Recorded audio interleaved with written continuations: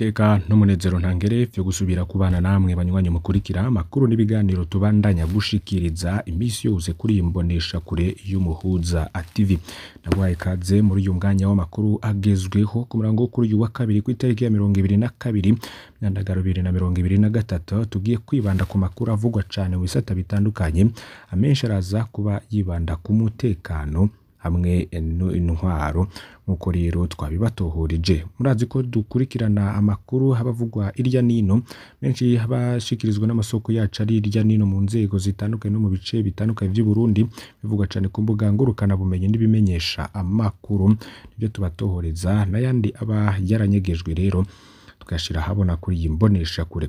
Ndagwaye kaze murayaza kwibanda kuri izi ngingo nkuru zikurikire. Witwa Desire Manirambona yoba yaramaze kwicwa, turaza kubigarukako. Uwo Desire Manirambona yanyururijwe n'iperereza ryamukuye mu Kayanza ku itariki ya 31 kwezi kw'indwi 2023. Abiwe rero basavye ko iperereza ryovuga ico rimwagiriza niyo urumufungiye. Ico mwomenya rero nuko Desire Manirambona yarasanzwe yaravuzwe mu bwicanyi bwinshi.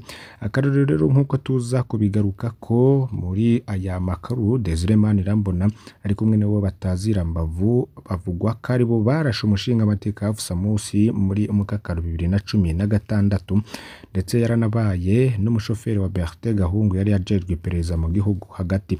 Ese yoba yarazize iki? Abamutabariza boba bavuga iki? Muraza gukurikira rero ivyuwo yasanzwe ari umukozi w'iperereza nawe biriko bivuga ko yamaze kwicwa. Mukaza gukurikira kandi biriko bibera muri komine Cankuzo, aho abanyagihugu barifise imyidogo ku munyabanga nayegayezwa w'iyo komine wa Cankuzo. Mukaza kumviriza rero ico bamwagiriza. Ayo makuru niyo tugiye kwibandako, gusanda gusaba kugira ngo ufyonde kuri subscribe canke s'abone ni butari wafyonda ko ibuke no kubisangiza abagenzi bawe kugira badacikwa n'amakuru yose dushikiriza aho buherereye hose. Ndaguhaye ekaze. Imbere yuko tugira kuri za uniforme canke imyambaro mishasha ya gisirikare mu mbonera kure, tangurire kuri iyi nkuru ya Desire Manirambona. Desire Manirambona rero yasanzwe yaravuzwe mu bwicanyi bwinshi. Abamuzi bavuga ko Manirambona Desire azwi mu buterere nk'imbonera kure kandi nk'umukozi w'iperereza imyaka itari mike. Manirambona Desire akavugwa ko yakoranye cyane na General Adolphe Nshimirimana mu bijanye n'inyigisho za gisirikare zahawe imbonera kure muri Kiribawondese mu buseruko bwa Repubulika ya Demokarasi ya Kongo hagati ya 2011 na 2014. Inyuma yaho Desire Manirambona yakoranye n'abandi bategetse mu bwicanyi butari buke. Desire Manirambona ari kumwe n'uwo batazira mbavu havugwa ko ari we yarashe umushinga amateka Afsa Musi muri mukakaro 2016. Desire Manirambona yaranabaye umushoferi wa Bertin Gahungu yarajejwe iperereza mu gihugu hagati, ubwo ni DDI. Nyuma y'amabi menshi yakoreshejwe Desire Manirambona harabayeho umugambi wo kumwica kugira ntazamene amabanga y'ivyazi. Nyendamuvano yoba yabaye umutegetsi wo muri CNDD-FDD boba bamwigirije ko yishe Desire Manirambona yaciye abaho anyegeye mu ntara zitandukanye z'igihugu. Benshi muri bagenzi biwe bari bazi ko yamaze kwicwa, ariko nkuko amakuru ava mwabamwe mu bagenzi biwe yari anyegeye ku mitumba ya ruguru mu gihugu. Desire Manirambona aherutse gufatwa yagirizwa ubundi bwicanyi kwa 15 kwezi kw'indwi 2023 mu Kamenge haragandagwa umupfasoni Rosine Irakoze yahora asengera muri Eglise des Amis. Inkuru rero zaciye ku mbuga ngurukana bumenyi, hanavugwa ko akekwa ko basengera hamwe, ahandi hagakekwa bamwe mu muryango wiwe. Matoza yakozwe mu iperereza yerekana ko Rosine Irakoze yicishijwe umugabo wiwe na murumuna wa Rosine Irakoze barishe n'abasore babiri, umwe yiga muri kaminuza y'igisirikare ISCAM, uwundi yiga muri kaminuza y'igipolisi. Bano basore bari umuhungu wa General Bertin Gahungu yiga muri ISCAM, uwundi ifashwe muri ayo matohoza ni Desire Manirambona. Yagirizwa ko yari afise ibirwanisho vyoba vyaranakoze muri ubwo bwicanyi. Bishoboka ko Desire Manirambona yoba yari yaragumye avugana n'umuhungu wa Bertin Gahungu narirya yigeze kuba umushoferi wa se. Ni inkuru rero y'igandagurwa rya Rosine Irakoze nayo tukazoyigarukako. Se Desire Manirambona yoba yarishwe Makuru tudashobora kwemeza avuga ko Desire Manirambona yasabwe kuja kwerekana iyo asanzwe yanyegeza ibigwanisho yoba yaciye yicwa amaze kuvyerekana, ariko iperereza rigashaka kuvuga ko yashatse kwiruka baca bamurasa, ariko nivyavugwa gutyo ngo kizoba ari ikinyoma. Umugambi wo kwica Manirambona Yusufu Desire wari usanzwe kugira bazimanganye ivyazi. Nishobora kwemeza ayo makuru twahawe ko Desire Manirambona yamaze kwicwa. Mutungane izina rya Manirambona Yusufu Desire rimwo mu bakurikiranwa mw'iganagurwa rya Rosine Irakoze, kazoguma rero dukurikirana turabe ko bamuzana. Byinshi rero mukazobikurikira kuri iyi mbonesha kure y'Umuhuza TV. Iyo niyo nkuru yacu twari twabateguriye ku ncuro ya mbere. Yindi rero ni y'imyambaro mishasha ya gisirikare mu mbonera kure bitwa Chokuma Jonas, Pierre, Yamani, Nestor baboneka mu myambaro y'igisirikare itazwi mu Burundi. Bamwe bafise ibikoresho byo gutumatumanako amakuru byo mu nzego z'umutekano. Mu buzi bwabo bamwe badandaza inzoga bakanyoga amapikipiki yo kunguruza abantu, harimo umushoferi w'utwara CNDD-FDD mu ntara ya Ngozi bazwi ko ari imbonera kure. Ese iyo myambaro iva hehe? Ico ni ikibazo rero umwenegihugu wese ashobora kwibaza. Bamwe baragize bati muradutoriza ivy'iyo myambaro iteye amakenga iva kuri izo mbonera kure z'Ingozi. Uyo yambaye umwambaro ukwiye w'igisirikare kandi afise motorari ni Chokuma Jonas n'umukuru w'abamotari Ngozi. Uyu yambaye impermeable ku ifoto ya mbere ni Pierre ava mu miryango ya Joseph Ntakarutimana yahoze anyonga Jules Ndatumana. Ubu nawe nyene adandaza inzoga kurya mivu, ngo twumva ngo ari muco bita security mu rwego rw'imbonera kure mu ntara. Yambaye impermeable na fume yitwa Yamani dandaza inzoga kwibarabara rya mivu. Uyu w'impuzu za siporo zisa n'urwatsi rubisi ibirato by'igisirikare ni Nestor n'umushoferi w'umukuru w'umugambwe no muri commune Tangara. Ngo urabona ko bambaye imyambaro y'igisoda kitazwi barya bose akingiye umukuru wa CNDD-FDD n'umukuru w'imbonera kure muri commune Tangara. Ibi bintu rero biradutera ubwoba. Mu masanamu rero yagiye agaruka cane kandi anakwiragizwa ku mbuga ngurukana bumenyi hagaragaza izo mbonera kure zamyaye impuzu za gisirikare ariko zitamenyerewe mu gihugu c'u Burundi, ndetse zinagaragaza ko zifise n'ibikoresho byo gutumatumanako n'ubundi bisanzwe bikoreshwa n'izo mbonera kure. Ni mu bwoko bwa Motorola nk'uko amakuru mwagiye urayakurikira.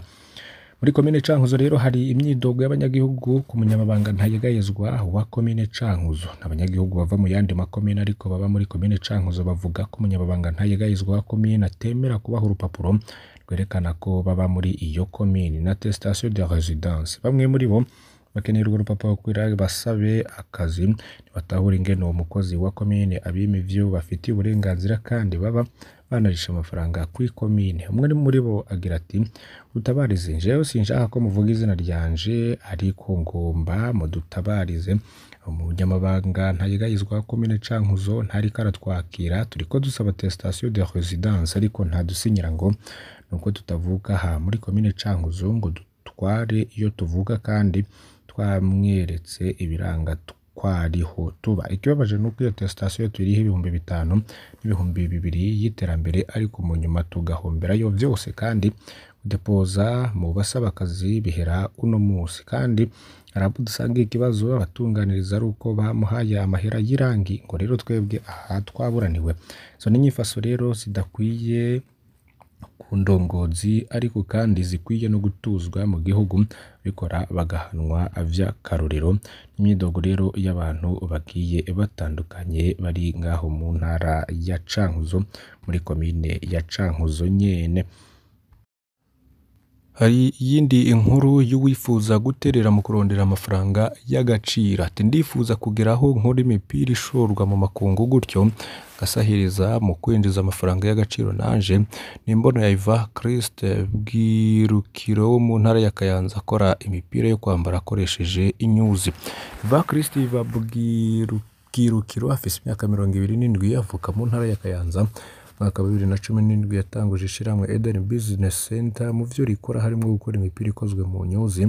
Uwo munyabaga akavuga ko ubwo buhinga bwo gukora imipira atari bwo yize mu mashuri yiwe ngo yagiye kubwiga mu nyuma yarahejeje amashuri yavyigiye mu gihugu c'u Rwanda. Nyuma y'izo nyigisho rero yaciye asaba abavyeyi amafaranga yo kugura imashini imwe, aca aratangura uko yagiye araronka abakiriya niko yaca aza arabika yo kugura izindi mashini. Bafise 6 zari 8 ariko 2 zarapfuye.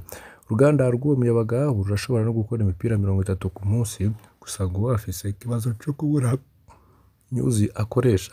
Amurundi rero ngo ntazihari, izo akoresha azigurira ababa baziranguye muri Kenya no muri Uganda. Ipaki rimwe nyuzi 10 yiragura amafaranga 10 y'amarundi ibihumbi 24.